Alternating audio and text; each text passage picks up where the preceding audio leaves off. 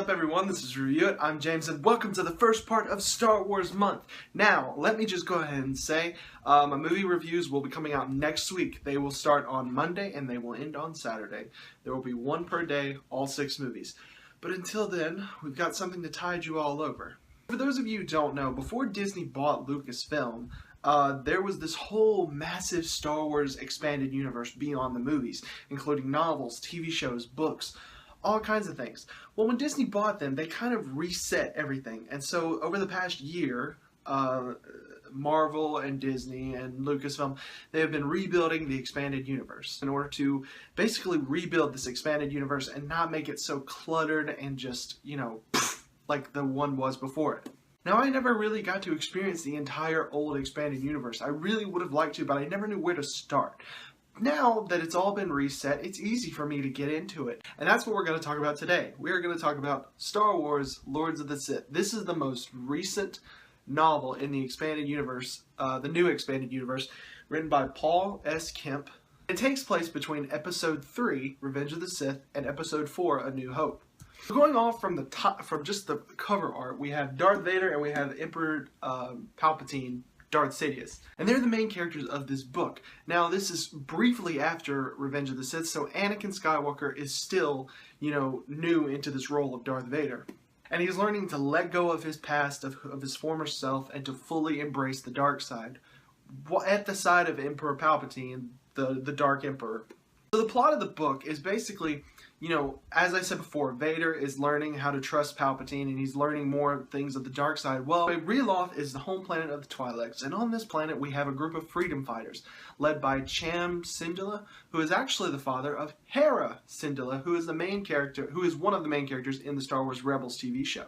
Cham, I don't know if I'm pronouncing his name correctly, but that's just how I read it while I was reading the book. Cham is the head of this freedom fighter movement, and he wants to basically spark a rebellion among his people on that planet.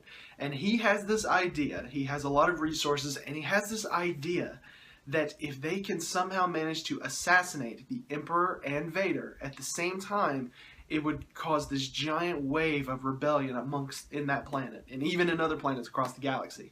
So plain and simple, it's pretty much like Vader and Sidious are being hunted by a resistance movement. They crash land on Reloth somehow. I won't tell you how. It's pretty epic. But they crash land and they are hunted. And it is insane. It is really cool. It is really just really good action-packed book. And just the action scenes are fantastic.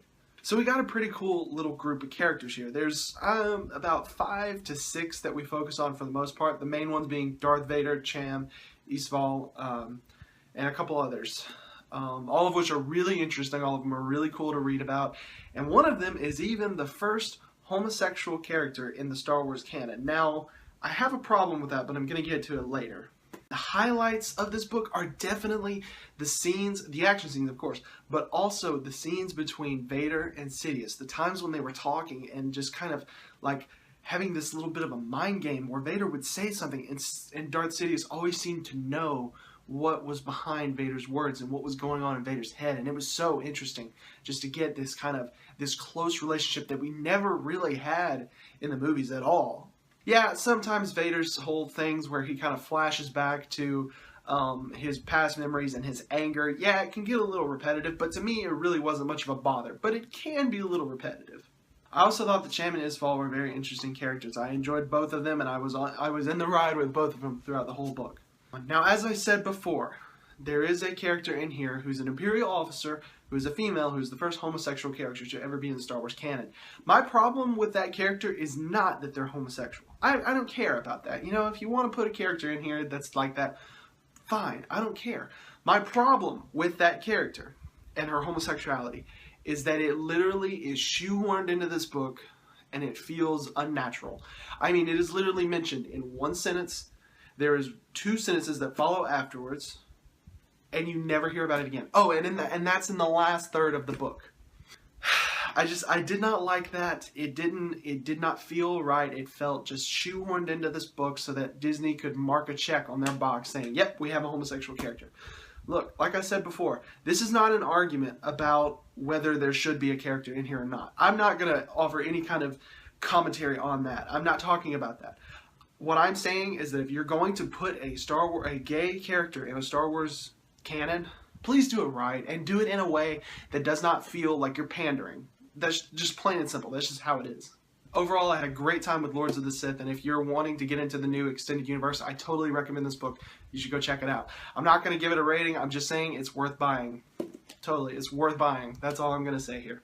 Anyway, guys, thank you for watching. Make sure to check out all those Star Wars movie reviews. They will be up next week, Monday through Saturday, all 6 of the films. Going to be a lot of fun. They're all going to be a little long because I'm doing a little bit more editing in them than I've done before. So please make sure to come back and check those out. That's all for this review.